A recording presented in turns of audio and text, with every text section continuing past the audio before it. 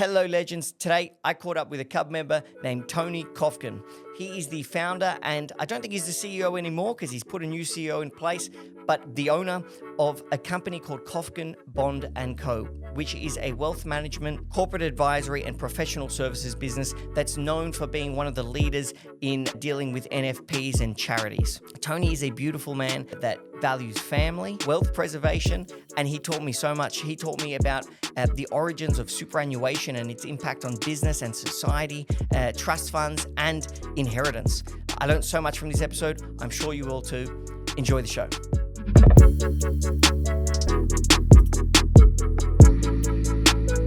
Welcome back, Tony. Daniel, thank you for having me again. No, we probably should address to the audience. We've done this before, but Team Cub, on the rare occasion, does have some technical difficulties, and we did have it in the recording of your episode. So we're back, we're live, and we're in our brand new podcast studios, which will have I better not jinx it, but we'll have zero issues in today's recording. It's a magnificent studio, Daniel. You guys have done a great job here. So, yeah, thank you for having me back. Thank you. So, Tony, can you tell me a bit about your business? Kofkin Bond Co, we regard ourselves as a professional services firm rather than a lot of people would historically look at us as private wealth management. And one of the reasons being is because it's my background and I am head of our private wealth and our not-for-profit sector. So people know me and my name's obviously on the door, so people do regard it as that. But as a professional services firm, we work with a lot of very successful SME owners. We find a lot of your traditional financial planners don't necessarily work with SME owners. They might invest their money or do their super, but there's a whole range of other things like, for example, trusts, intergenerational wealth transfer, selling businesses, selling equity to junior partners in firms. So as a firm, we specialise in professional services. So we bring lawyers in when required. We're in the middle of a merger with two large accounting firms as well. They specialise in the same area that we specialise in. You're helping the accounting firms merge. Is that what you mean? No, we're actually you're merging with them. They're merging in under us. Oh, wow. Yeah, so two big firms that are merged. We've worked together for many years. In actual fact, our Sydney office, we rent our office off him. So it's I'm 55, they're both 54. So they got good 10 to 11 years left in them like I have, and so we're actually by doing this, it helps us bring through the next range of junior partners in our firm as well. So combined, there's about 60 of us. And when you say professional services, it's just such a big blanket term. It's what does that even mean? It's just any service. It is a big blanket term because we do a lot of big blanket stuff. So, even for example, our consulting business, we got clients there like the AFL, Red Cross, Oxfam. We do a lot of work with government, both local, state and federal as well. Our managing partner of our consulting, she's chair of several different boards, including Safe and Equal, which is helping the government get the message out there on domestic violence. And so when you say it is a big blanket actually covering all the type of work that we actually do. Yeah, because you just mentioned almost like PR, like helping government get a message out. Is essentially public relations. Well, it's actually the message to the multicultural community because it's all the messages out there are in English, but we've got a lot of refugees here in the multicultural community that English is not their first language, letting them know what their rights are and what's acceptable and what's not acceptable. And so we're doing a lot of work in that area too, which obviously has nothing to do with wealth management. Yeah, so financial planning. So you've got about a team of 60. You're national, so you've got a few offices. Predominantly, we do the consulting works nationally. We are predominantly in Melbourne and Sydney. That's where the majority of our clients are. And you do wealth management, corporate advisory, and accounting, mergers and acquisitions. And that's what you mean by professional services. Correct. Yeah, we help clients raise money. We help clients sell their firms as well. Okay. So what would be the difference though between a lawyer and you guys? Because when I raise capital or divvy equity or do those things, the lawyers we use are Deutsch Miller. Yeah. Paul Miller is a member of Cub and a friend for many years. Yeah. So I think Alistair Jacks is there. Why would I? So are you also lawyers?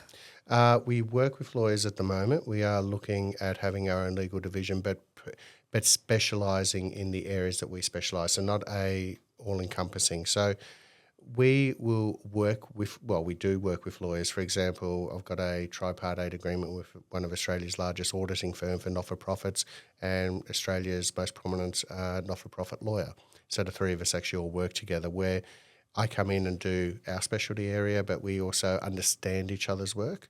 So, and if I use a not-for-profit as an example, Daniel, they will have a constitution that they have to abide by to keep their DGR status.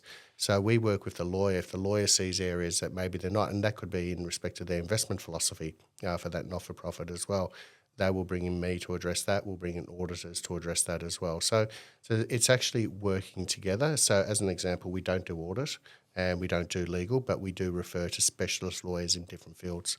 Okay, well, there's a few things I want to get into with you today. One of them is wealth management, tax, intergenerational wealth transfer, and ESG, which is obviously a hot topic. But I actually want to start with just how did you start your business? How did you get into that, and why did you start the business? 32 years ago. So when How old were you?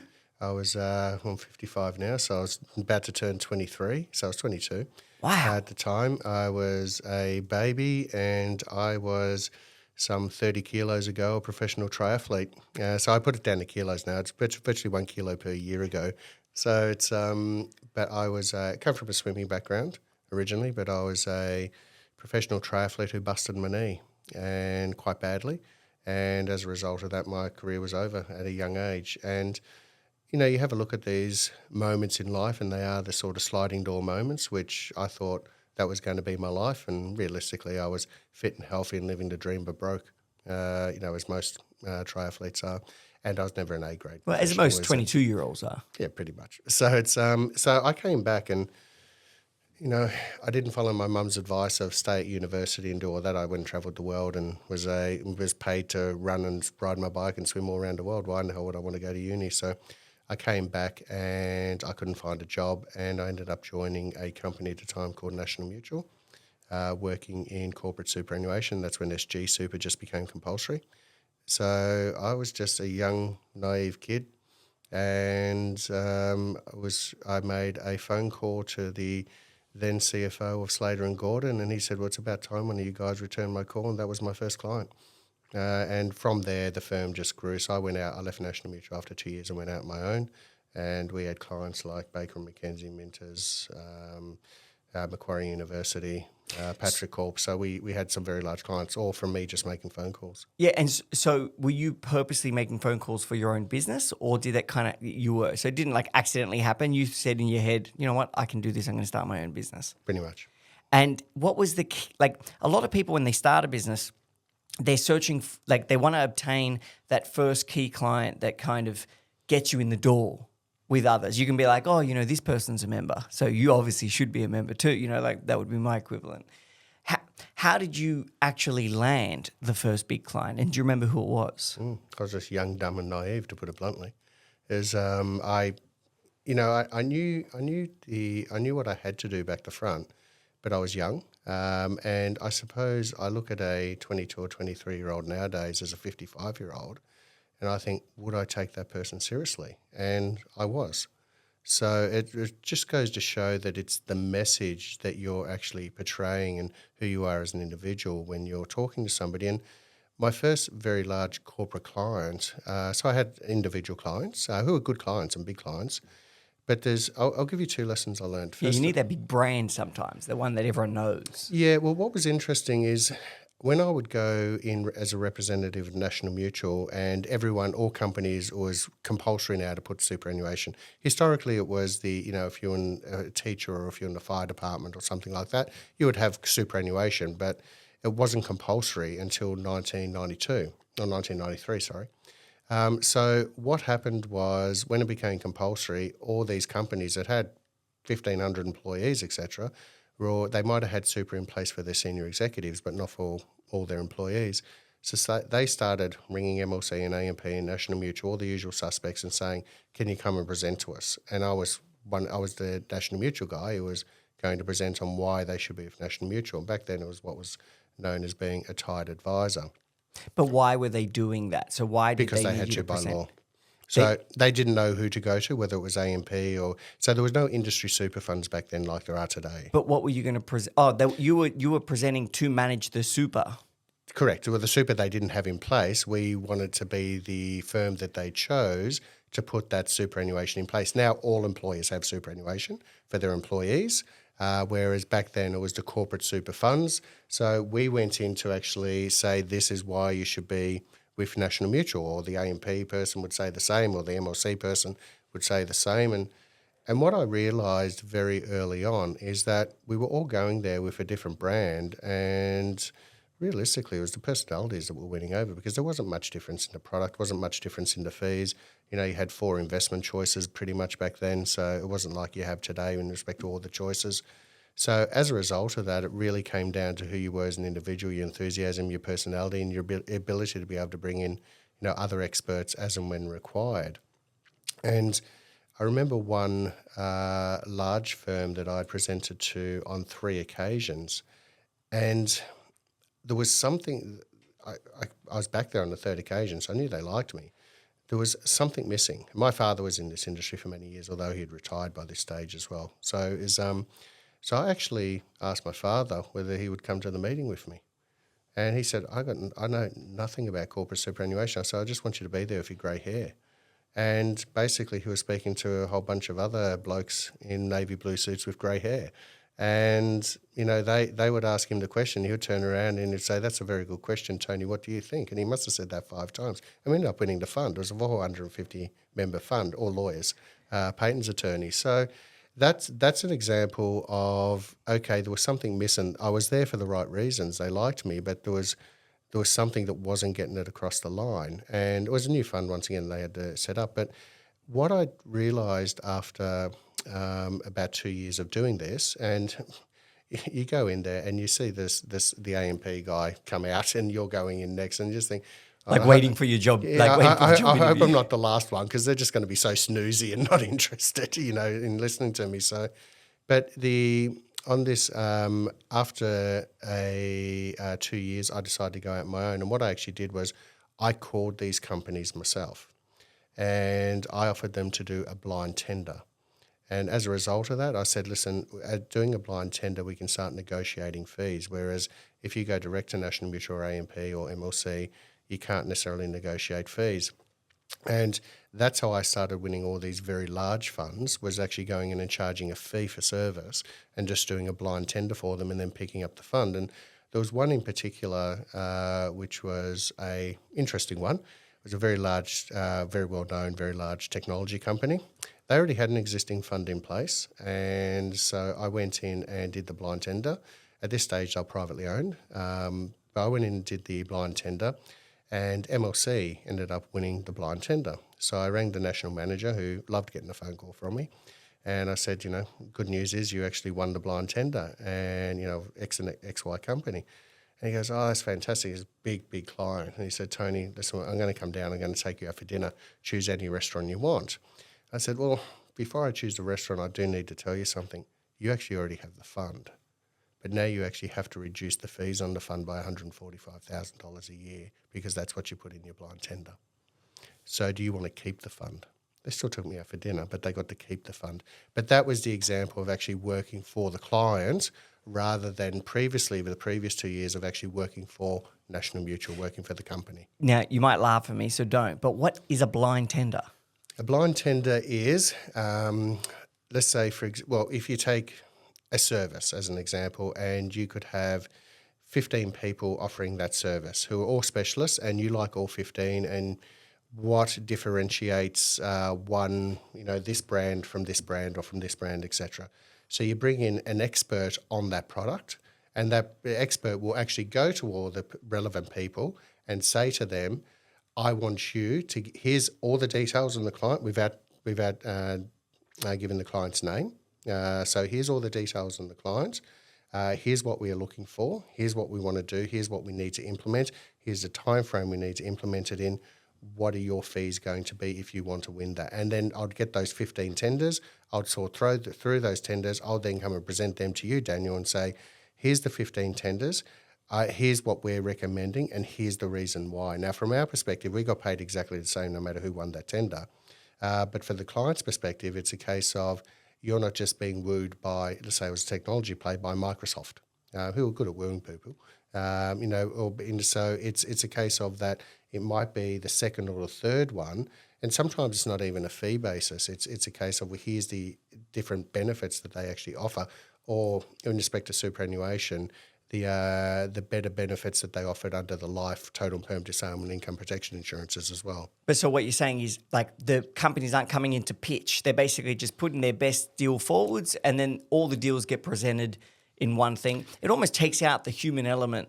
Like, it takes out the great salesperson, really, is what it does, takes out. and these companies do have great salespeople, and I'd like to think I was one of them at National Mutual. I was doing okay as a young fella, but going out on my own, what it actually did was, for the company, they had the opportunity to see, and, you know, I would charge them a fee to actually do that, and if what they had was the best, I'd let them know. And then I would try to take over the servicing rights of that. And a lot of the times I did, because they weren't really being serviced by anyone. So I would get the servicing rights. So then I was their go-to person to service that investment or that fund or that superannuation fund. So I want to talk more about you being young and kind of having the courage to put yourself in these situations. Young, dumb and naive. Yeah. Well, I mean, I think that... I was confident though. I think that was a huge part of my early success. As well as just having really amazing people around me. I think that was the key too. To be brutally honest, I did have amazing mentors. Yeah. So be dumb, have mentors. Absolutely. So, well, actually, just realise that you don't know everything, and you know, you don't know what you don't know. And having mentors around you and great people around you can actually really work and show with you and work with you and give you ideas. And, you know, so I had, when I first joined, it was like in my first month, I had a guy by the name of Alex Parker, you know, who's no longer with us. But Alex was a legend, absolute legend in the insurance industry. He was the number one person in Australia and one of the best in the world. And Alex was in the same division I worked at National Mutual. And he was a big, robust, Romanian Jewish guy. And he came up to me once, and he used to always call me youngster, and he said, "What do you do every lunchtime?"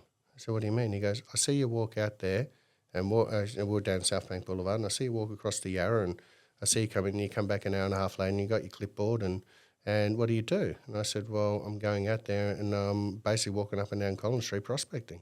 And he goes, "Geez, that's hard." And I said, "Well, I have to do it." And he goes, "Why?" And I said, "Well, because I don't know anyone. I'm young." And now at this stage, I had no idea who Alex Parker was. And Alex said, "Come into my office." And he said, "Reach down to my bin," because he couldn't reach down. He was a robust man. And he pulled out like 140 of these things called continuation options. He goes, "Here, ring them." I said, "What are they?"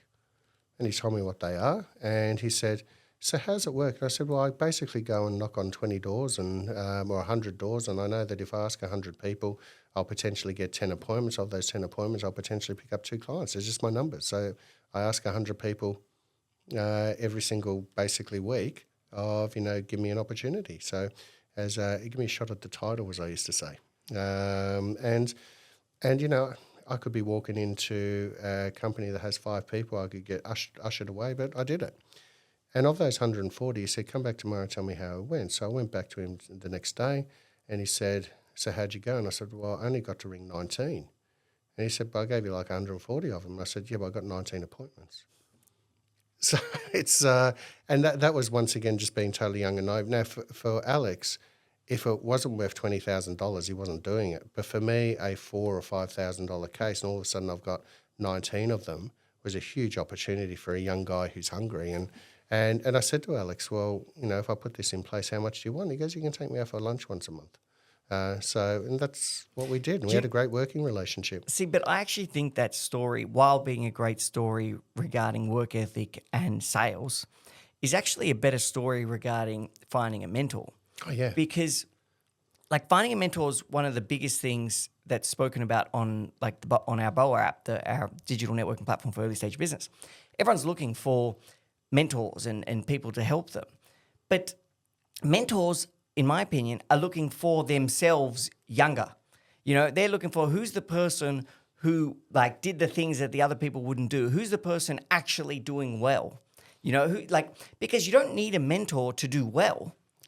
you get a mentor by doing well. Who is that person who's as hungry as I was when I was 22? Yes. And I think that like people need to, you only get a true mentor, and true mentor being like yours. He didn't want anything from you. He just wanted, just take me to lunch once a month. He basically wanted to be friends with you and help you out. He did, and it was, He wasn't charging you for it. No, well, as you know, another club member who works with us as well, Jamie Arden, and Jamie's just, he's been promoted to our CEO, group CEO, and we've worked together for 9 years. He's been a partner for 5.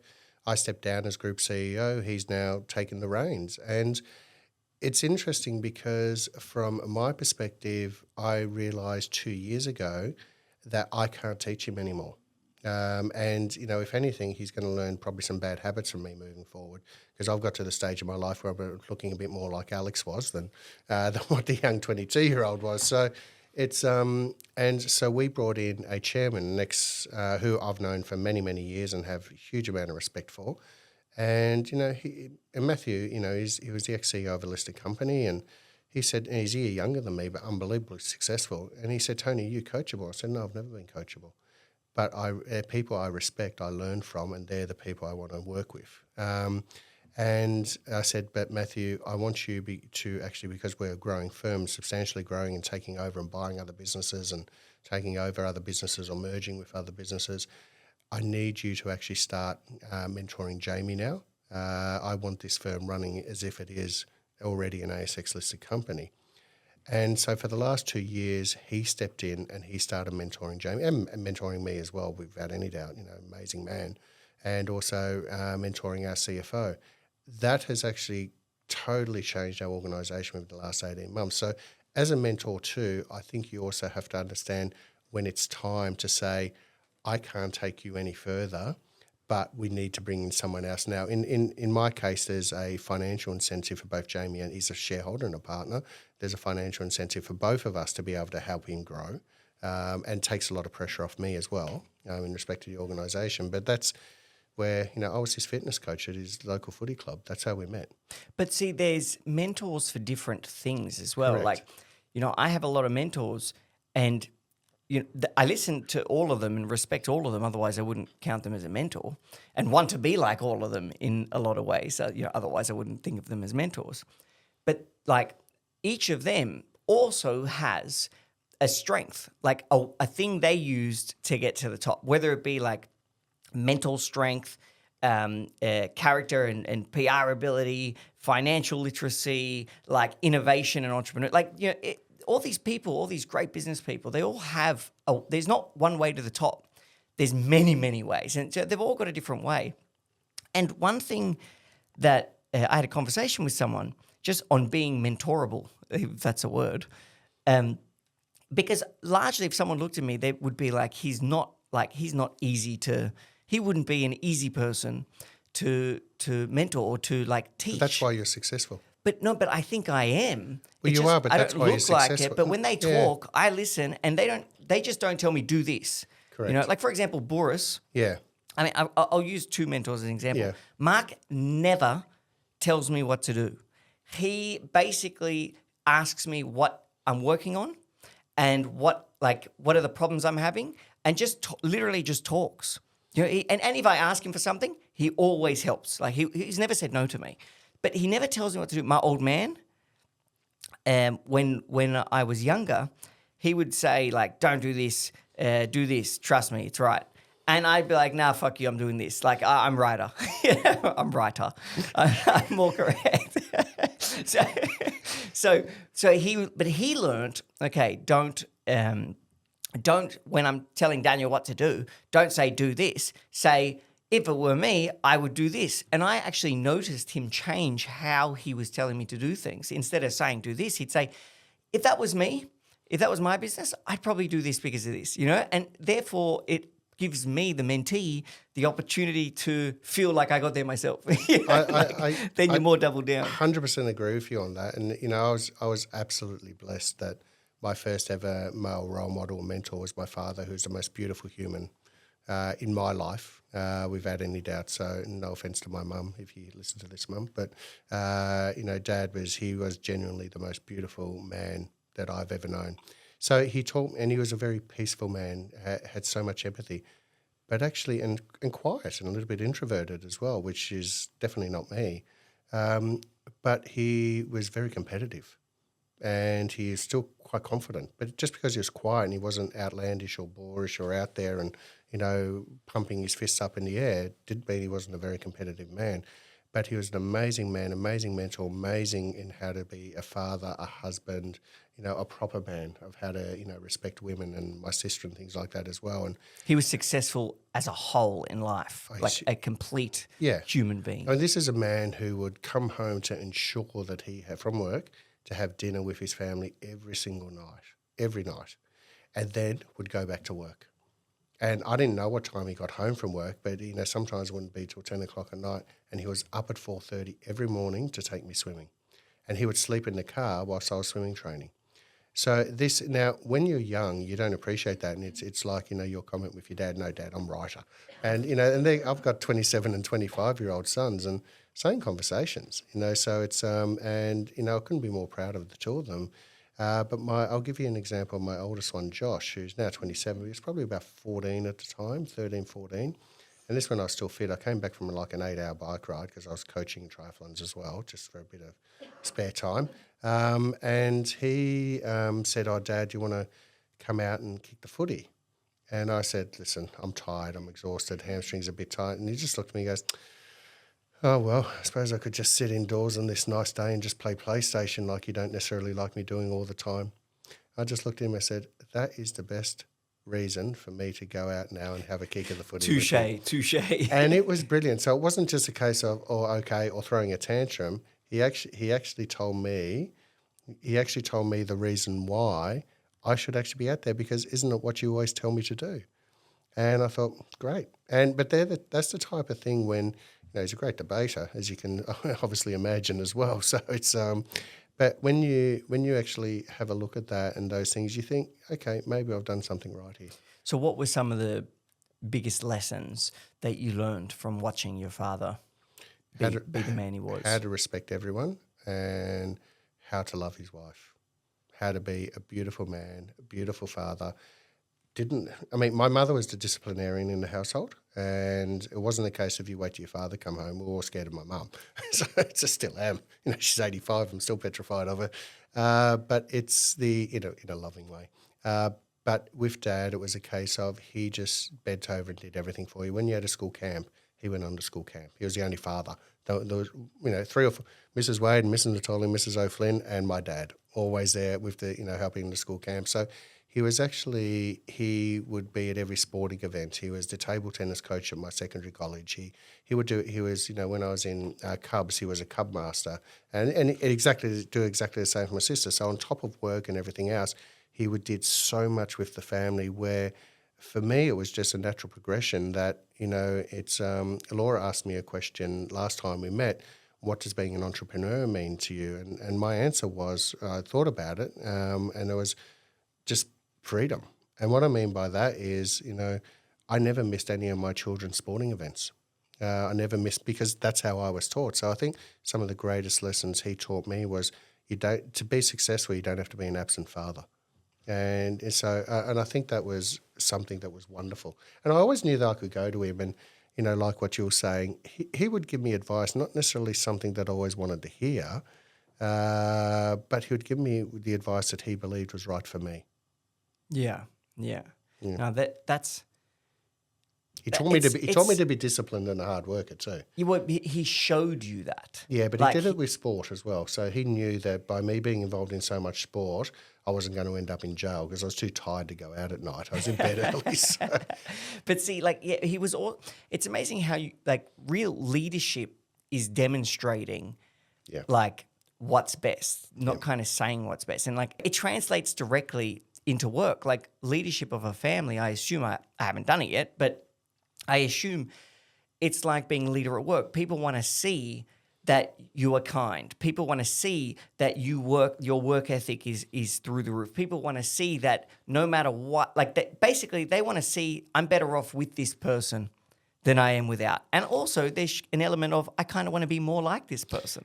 Daniel, we've had this conversation before, and I've heard you also mention on another podcast, one day when you do have children, that you're not going to be giving them everything. You're not going to be spoiling them. You're going to make them work and things like that as well. I reckon I'm going to be ruthless. I actually can't wait. You'll be the greatest role model because, I remember when we used to have an office in Shanghai in the old business, which I sold in '06, and it was so I'd go there, and I remember Josh, he's at one of the private schools and all the kids are wearing the polo shirts in grade 3 kinder, and he said, I want a T-shirt with a horsey on it, and I said, I'm not buying a 3-year-old a $70 T-shirt. It's just against my upbringing, So, my parents weren't wealthy by any stretch of the imagination. Everything we had, we worked for, and so I went and bought him like 5 of them on one of our trips to China. He didn't know they were $1 each. To him, they were still the polo shirts, So it still looked exactly the same. No one knew any different.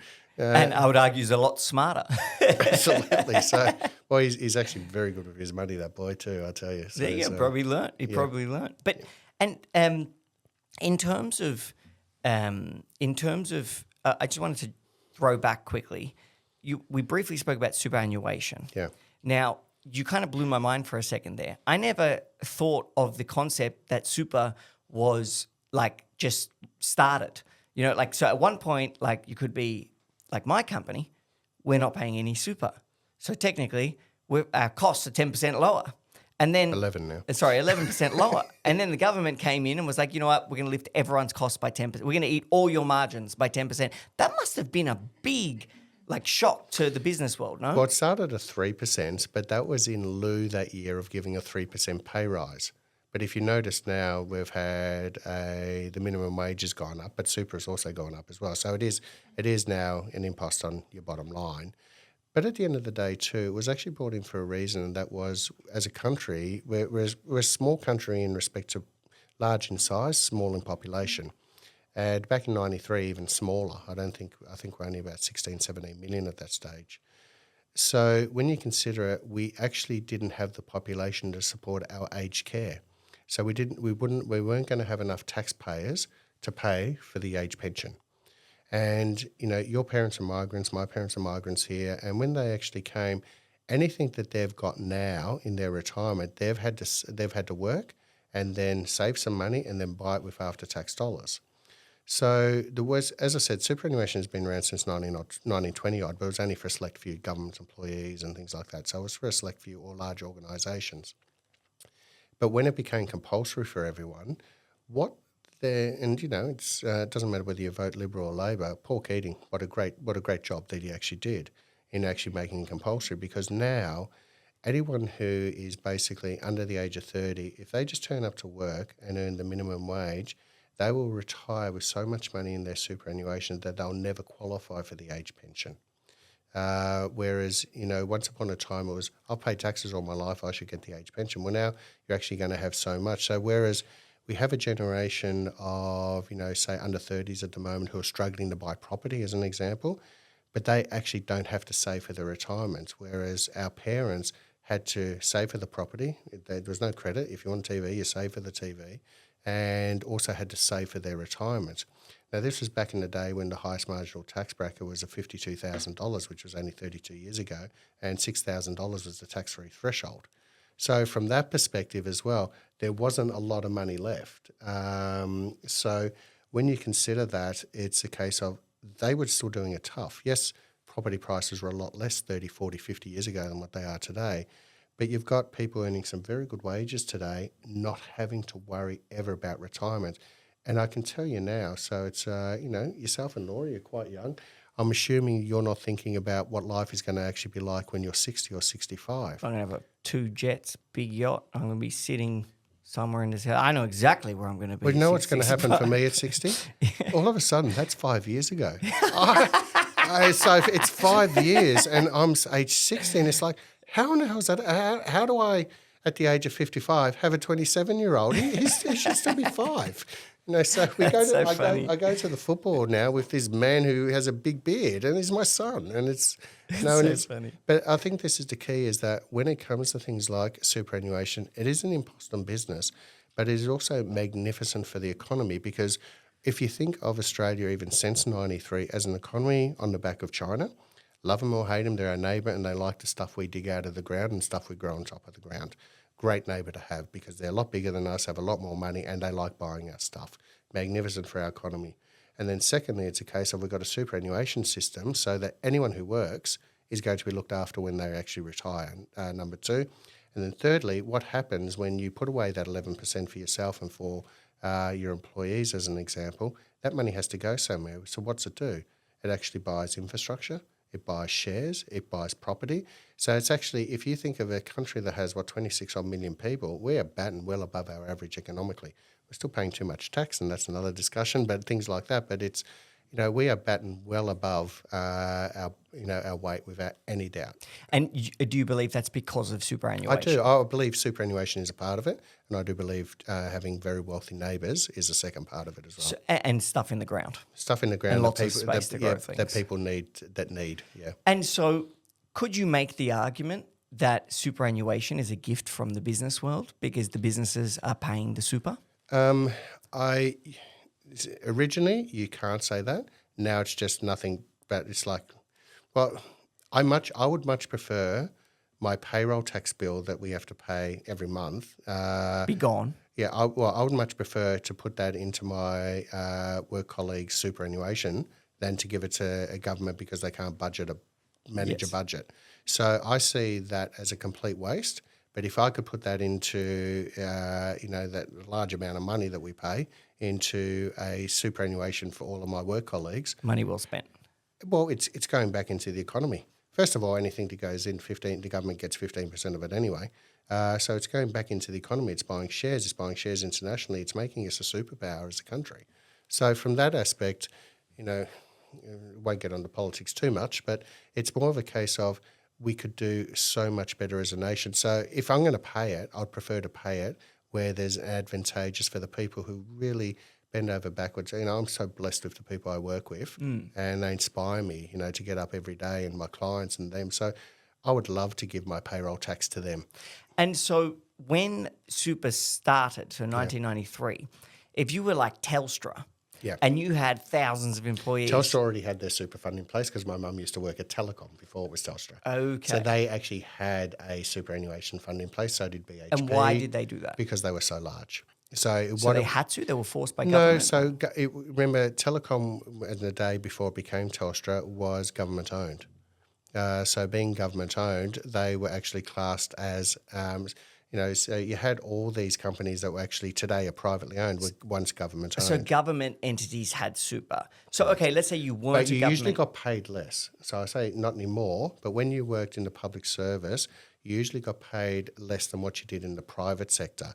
But they had other benefits like superannuation, like more holidays and things like that as well. So it was a case of, and you finished work at 5. You worked in the private sector, sometimes you're finishing work at 8. Depending on what your role is. So working in the government sector usually paid less. It doesn't anymore, but it usually paid, say, 10 or 15% less, but they had other benefits as well. So things like hospitals, things like Telecom or Telstra, which were government-owned before listed, and then you have other large companies like BHP, etc., where it was a case of you come and work for BHP, you got security because we're so large and we'll always have a job for you, but we're also going to give you the benefit, Daniel, if you want to dig stuff out of the ground for us, we're giving you a superannuation plan. So you're going to have that benefit, whereas you can go and work for that small miner down the road and you won't have that. So really, it was kind of like the old day work from home policy. Yeah. In a way. It was like, come work for us. We'll give you everything you want, other benefits as well. So it was an incentive to come and work. So the bigger players who had the money, and so it was an incentive to go and work for those larger players rather than, for example, Coles Myers had a super fund for about 30 years before it became compulsory as well. And so, but if you were a private company, were they trying to fight it? Were they like, wait a second, you can't just do this to us? Were they trying to fight it or did they? Okay, so it was... Was it anger or was it like... Paul Keating was the master salesman. So he was, he was... I remember my father once said to him, he is the greatest Liberal Prime Minister Labor has ever had. So it's... and my dad was quite political at times. But it was... one of the things was, though, is it's not going to cost you any more because the 3% pay rise that you have to give everyone this year we're not going to implement. So your cost is actually going to be the same. So in actual fact, it's your employees that are missing out because they're not getting the extra $100 a month. That's now going into their retirement savings. And if you think of a balance of $1,000 at the end of the year, any 22-year-old would prefer that $1,000 in their pocket than thinking, what, this is going to benefit me in 45 years? So it's, but as I said, it creeps up on you. It really does. But that's interesting. That's also a lesson in like sales. It's like, don't go straight from zero to, it's going to be an additional 10% cost on your business area. Say, start it with, it's costing you nothing, and then once it's in place, now it's costing you a little bit. And now it's costing you a little bit more. And now it costs you 11% or, it's. And we still give the pay rise increases as well. But also then it's kind of like, ooh, do you trust anything that they want to put in place? Like super's a great thing. I love super, but it just in general, it is paid for by the business. Sure. So do you trust as a business whenever the government says anything like, oh, we're just going to implement this. It's not going to affect you though, because of this. Are you fearful of it? Because then you're like, okay, yeah, it might not affect me right now, but in 5 years' time, that might take 10% of all my money. Can I ask you a question? Yeah. Do you trust the government in respect to running your business? No, definitely not in respect to running my business. Same answer here. Yeah. So it's and once again, I don't care what colour tie the politicians are wearing. At the end of the day, you're running your business for the benefit. But in all honesty, a lot of people do believe, as a business owner, Daniel, don't you already have the yachts? Don't you? You catch a helicopter here, don't you? Doesn't land on the roof. And that's so a lot of people actually have that thought process. They don't realise. So if you've got 30% or 40% of your turnover is in wages, then you've got other taxes on top of that. You've got payroll tax potentially on top of that. You've got rent on top of that. You've got technology on top of that. You've got the studio on top of that. So there are so many other expenses. People say, wow, you must be doing really well. And it's just like, and we all know too, if you post $1 million profit for the year, you don't have $1 million sitting in the bank. And you still have to pay $250,000 tax, but you might have $700,000 sitting in the bank because some expenses are not deductible. But, so if you're repaying a loan on a business asset, the capital repayments are not deductible, but it still shows up in your bottom line as a profit. So you're still paying tax on that. So this is where it's a bit skewed, and a lot of people have the wrong thought process. Yeah, I like small, medium enterprise, hardworking people. But I like that idea because, I like that perspective and that acknowledgement that people might look at it wrong. It's almost like it's looked at like employees could look at business people as being the enemy, which is not. It shouldn't be how it is. It should be business people are employees who wanted more from life, essentially, potentially more freedom, like you said, which is what I view entrepreneurship as. And in that case, as employees, you should be cheering for the business people because they're making it possible for you or your kids or for it, basically anyone who wants to have. It's kind of the American dream, I guess. It's capitalism. It's like if you want, we're just 300 million short in population. Yeah, but it's, yeah. But you know what I mean? It's like if you want something in life, you can actually go get it, and the path is there because look, the business people are doing it, and business people are just people, same as employees.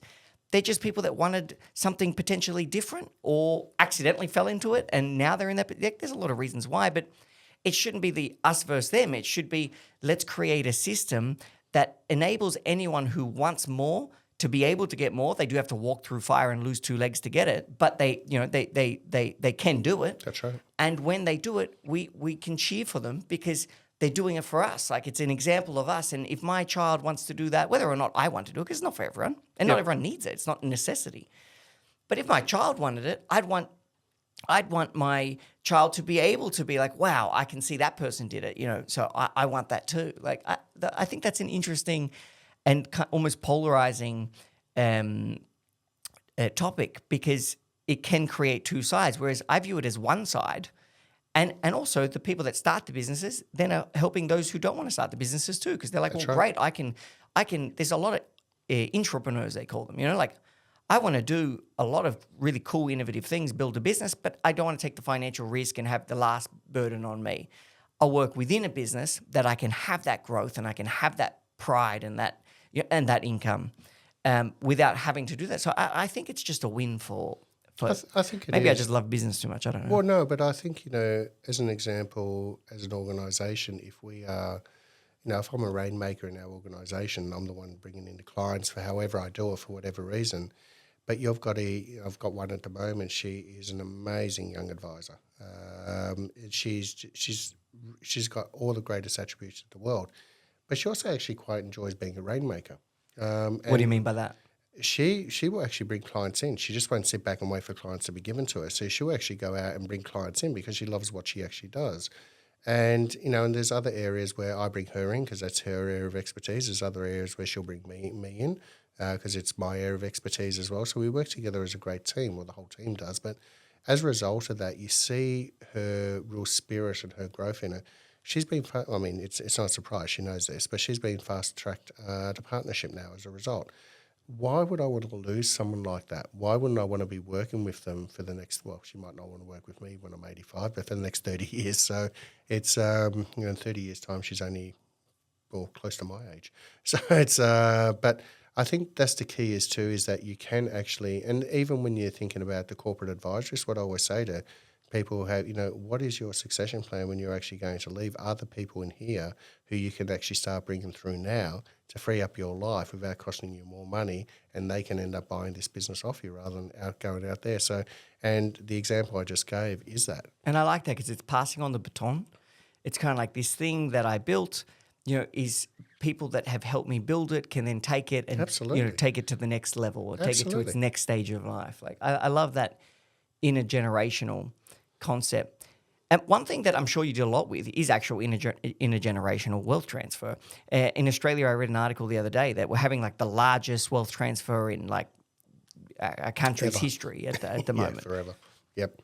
Now, do you have to deal with a lot of that with your clients? Thankfully, yes. You do? Yes. Yeah. And Yeah. so what are some of the big issues actually that you see happening with wealth transfer, or what are some of the greatest lessons that people should be doing when they're wanting to successfully move wealth between generations? The first thing is they should seek advice, and it doesn't matter whether they're very wealthy or not. So as an example, you could just have a hard-working migrant family that came out here, saved some money, owns 3 or 4 properties, mum and dad are now passed away.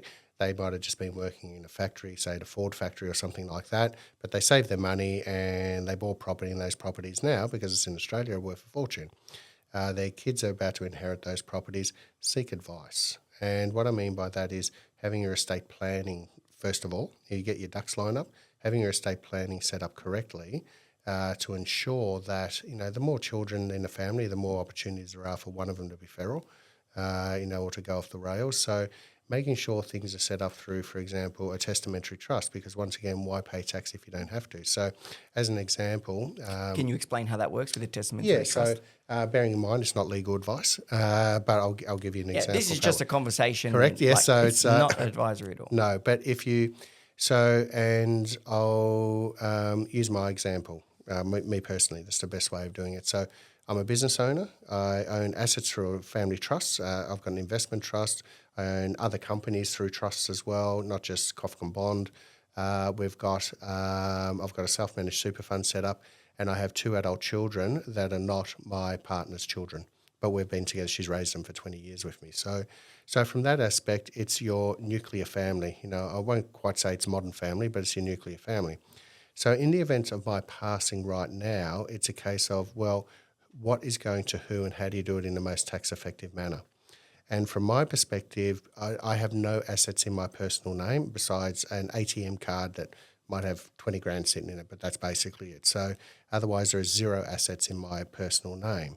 So the only thing that goes down through the will is what's in my personal name. So there's nothing except my bank account and maybe this watch or something else. So it's so from that perspective, there's nothing to inherit because an individual passes away, a trust doesn't, a super fund doesn't. But I have now got assets that is set aside in a trust for my children. Now, my children are now adults. Now, they will actually, the most important person in a trust is actually the appointer. The appointer actually controls the trust in the event of death. Because they appoint the trustee? Correct, but they can also sack a trustee. Yes. And sack a director as well. And so from that perspective, the assets in the trust that I want to go to my children, now that they're adults, they are now the appointers of that trust. And in the event of my death, They take over that trust. By doing that, they take over the assets in the trust, no capital gains tax, because the trust hasn't died, I have. So from that perspective, it just continues and the assets are in there. Now, if they buy and sell assets within that trust, that's realising tax events.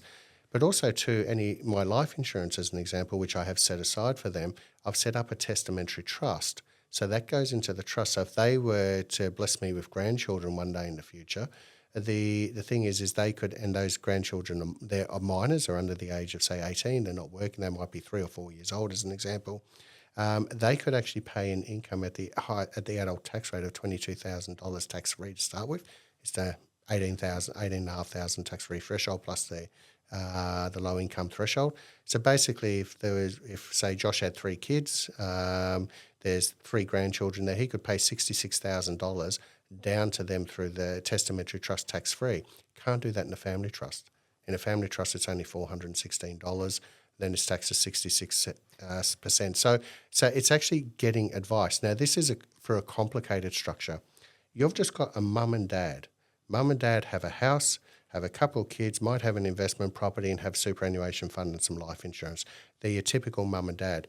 If they just leave everything to their minor children in the event of something happening, God forbid, to the 2 of them, and they just leave it to their minor children, who's looking after their minor children? How are the school fees paid? Once again, being set up through a trust, having separate trustees, you're actually now protecting the wealth for the children and future generations as well.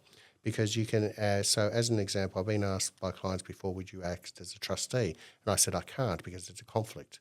If I act as a trustee on your testamentary trust, but we also manage your money, that's a conflict of interest.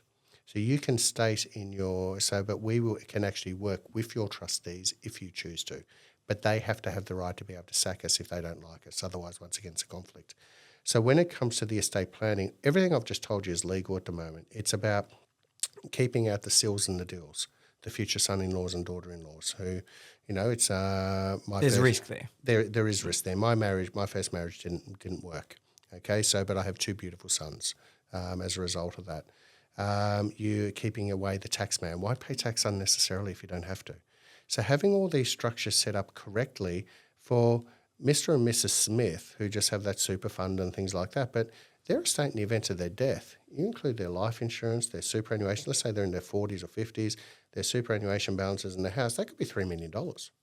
No one thinks of that because they got 20 grand in their bank. That's all they think of as wealth. They don't think of all these things. This is what the family are inheriting. So make sure it passes down that intergenerational wealth in a way. And I spoke about the 30-year-olds before. As long as they turn up to work, their retirement's set. They're also going to be the greatest beneficiaries of this wealth transfer as well. So they will be the great beneficiaries in things like selling your parents' principal place of residence in the event of their death within 2 years and making sure it settles within 2 years, no capital gains tax on that property. So these are the things where seeking advice is really beneficial, not just immediate, also medium term and long term and future generations as well. Tony, thank you. That was awesome. And me and you need to catch up very soon to go through my absolute stuff. Pleasure, sir. You know that. Yes. No. Well, we said it. I asked you a while ago, but we haven't done it. We need to do it because it's definitely time. But we are out of time.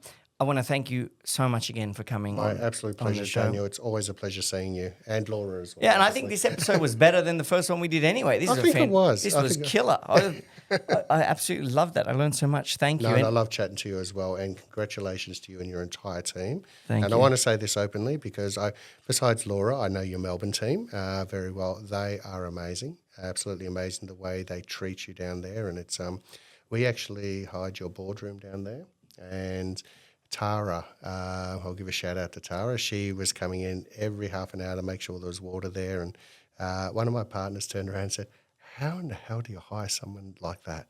She was just so wonderful. So we actually get that. So a lot of people say to me, like, where did you find I these did tell people? Tara that, by the way. Well, I'm going to text her and I after also told Holly as well. Holly said, you can't recruit. I said, I won't.